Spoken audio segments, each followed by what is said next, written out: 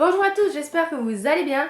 On se retrouve dans une nouvelle vidéo, évidemment, dans un nouveau top. J'ai décidé de vous faire le top 5 des anti-héros qu'on adore détester ou qu'on adore tout court parfois. C'est un top qui a été mis en place sur le forum puisqu'on a décidé de faire des top 5 tous les 15 jours en fait, en alternance avec les teasers Tuesday. Si ça vous intéresse, je vous invite à aller voir sur le forum. Et du coup, voici ma version à moi de ce top avec 5 anti-héros, ou en tout cas 5 personnages qui ne sont certainement pas des héros. En numéro 5, plutôt facile et plutôt évident pour ce personnage, il s'agit de Bax, qui est le héros, le personnage principal du premier tome de la série Bad de Jake Conover, donc Amour Interdit, qui est paru chez Harlequin il y a quelques mois de ça.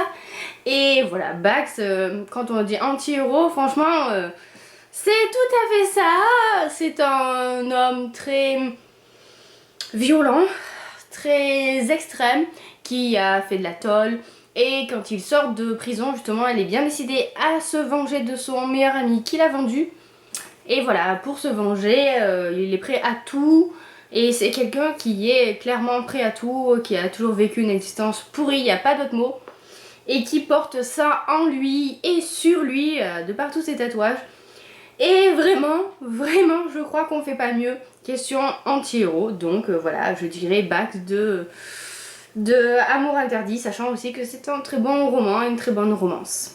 En quatrième position, je vous parle d'un héros qui m'a marqué dans mes débuts de romance. Je vous en ai parlé dans ces séries que je souhaiterais relire et vous en parlerai certainement dans un top sur la romance historique. Il s'agit du personnage de Saint-Vincent dans le tome 3 de la série La Ronde des Saisons de Lisa Keplas, Un diable en hiver, que j'adore. Voilà, c'est Saint-Vincent, c'est vraiment un personnage très emblématique, très charismatique. C'est quelqu'un de pas du tout recommandable qui tient un casino quoi. À l'époque donc, une salle de jeu un peu clandestine. Et voilà, il a beaucoup de pouvoir, notamment sur ses clients. Il fait tourner son petit monde, hein. Et c'est quelqu'un de très sombre, qui cache beaucoup de secrets, qui est très libertin, mais dans le sens blasé. Je sais pas si vous voyez ce que je veux dire. Jusqu'au jour, évidemment, où il rencontre Evangeline, mais bon, bref, hein. Et voilà, qui dit anti-héros, là encore, il rentre parfaitement dans le thème d'une autre manière, puisque du coup, contrairement à Bax, il n'est pas violent, là, c'est plutôt dans l'esprit très décadent qu'on peut trouver en historique. Et évidemment que Saint-Vincent rentrait dans le top. Et au passage, si vous connaissez toujours pas cette série, foncez. C'est une des meilleures séries de romances historiques qui existent. En top 3, j'ai mis un personnage là aussi très charismatique. Bon, de toute façon, on est d'accord que qui dit anti-héros dit forcément quelqu'un au caractère assez fort. Mais là, pour le coup, il faut se le piffrer, hein. Il s'agit de Zadiste, dit Z, le personnage du 3e tome de la confrérie de la Dague Noire de J.R. Ward, L'Amant Furieux. C'est une des premières séries de romances paranormales qui a été éditée en France.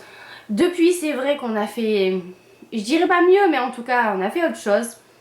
Et ceux qui ont l'habitude peut-être de lire de la romance paranormale ou de la bitlite, si vous vous mettez d'un coup à lire cette série, vous la trouverez cliché, mais elle n'est rien cliché dans le sens où c'est une des premières du genre. Donc voilà, vous comprenez ce que je veux dire. Enfin bref. C'est une série que j'aimais beaucoup mais que j'ai arrêtée en cours de route et c'est vrai que comme les romans sont quand même assez gros, continue, hein, Milady continue toujours de les éditer. Il faudrait que je m'y remette, mais bon voilà, c'est pas dans mes priorités de lecture. Mais bref, tout ça pour dire que Zadiste mérite la 3e place de The Top. Parce que Zadiste, question personnage tordu, à l'esprit complètement brisé et comment dire, pratique un peu bizarre, notamment pour un vampire, hein, puisqu'ici il s'agit d'une série sur les vampires. Ben on y est en plein dans le mille quoi.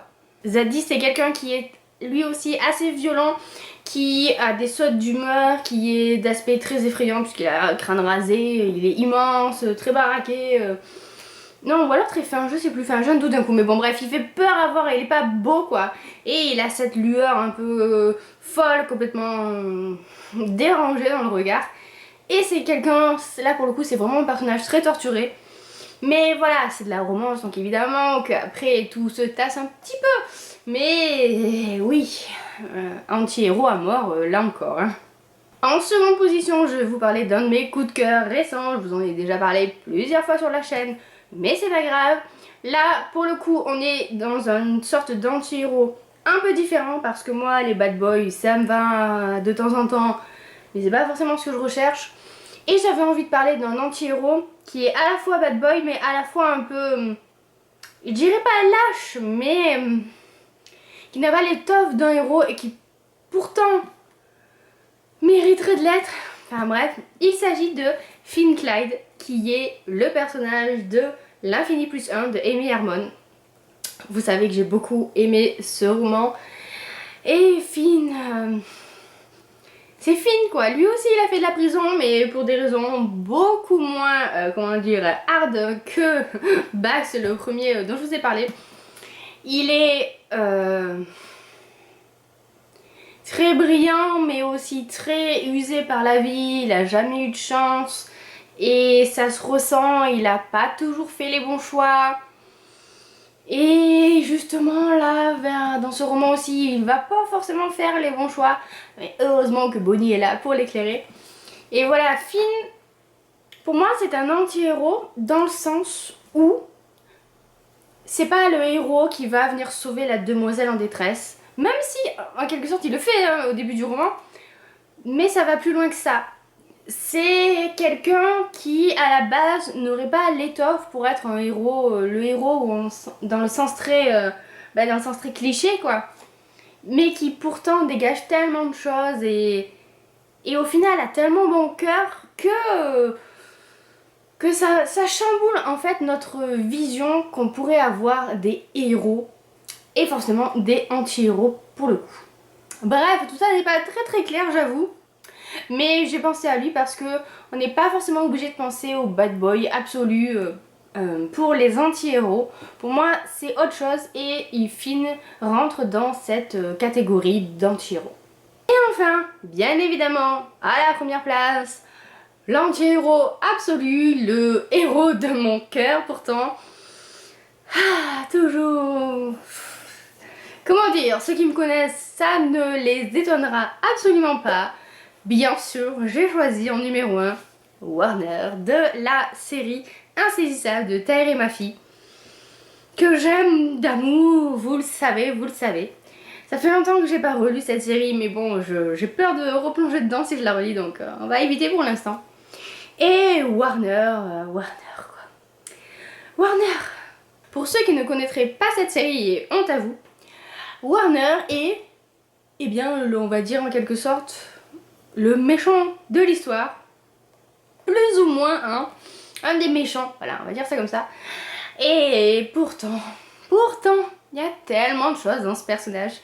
Ça se passe dans un monde dystopique où il y a eu une sorte de guerre, comme d'habitude quoi, hein, et les gens vivent dans un régime très autoritaire qui n'est pas toujours très égalitaire. Hein.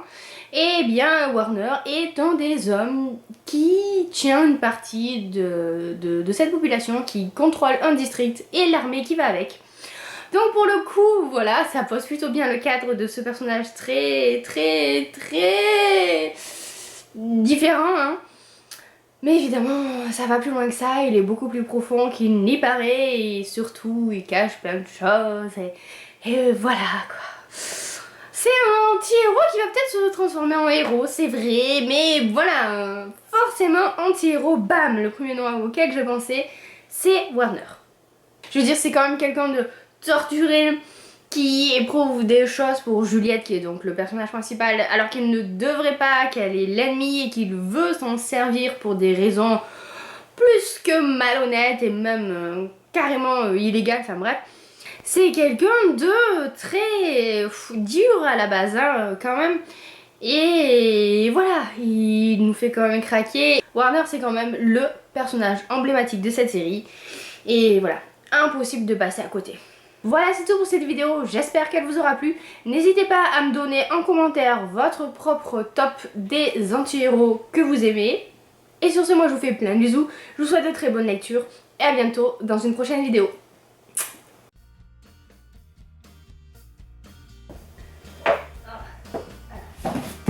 Ah non! Et Warner, c'est le personnage emblématique.